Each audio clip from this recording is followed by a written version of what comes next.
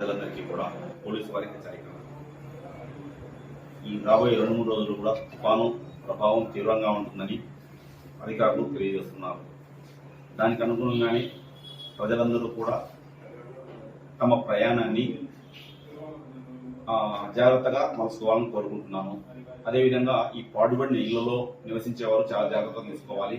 లోతట్టు ప్రాంతాల్లో నివాసం ఉన్న వాళ్ళు వీలైతే సురక్షిత ప్రాంతాలకు లేదా రెవెన్యూ వాళ్ళ ద్వారా అధికారులు ఏర్పాటు చేసిన తాత్కాలిక బసలకు వెళ్లాల్సిందిగా కోరడమైనది. అదేవిధంగా ఈ వాగులు వంకలు దగ్గర కూడా చూడడానికి విహారంగా అనిపిస్తుంది, కానీ చాలా ప్రమాదకరంగా ఉంటుంది. కాబట్టి చెరువుల వద్దకు, వాగులు వంకల దగ్గరికి ఎవరు కూడా వెళ్ళొద్దండి. అదేవిధంగా పశుపక్షాదులను కూడా కాపాడుకోండి. తర్వాత ఈ కరెంటు పోల్లు వీటి విషయంలో కూడా అనవసరమైన వాటిని కరెంటు తగిలి వాటిని తగలకుండా జాగ్రత్తగా ఉండి ఈ 3 రోజులు కూడా చాలా సురక్షితంగా ఉండాలని కోరుతున్నాను.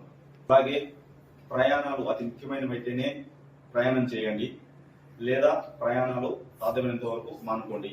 అదేవిధంగా రైతులు పొలాల దగ్గరికి వెళ్ళినప్పుడు ట్రాన్స్ఫార్మర్ల వద్ద లేకుంటే మోటార్ల వద్ద తీగలు ఉండి కరెంట్ షాక్ తగిలే ప్రమాదం కూడా ఉన్నది. కావున వాటి విషయంలో కూడా చాలా జాగ్రత్తగా ఉండాలి.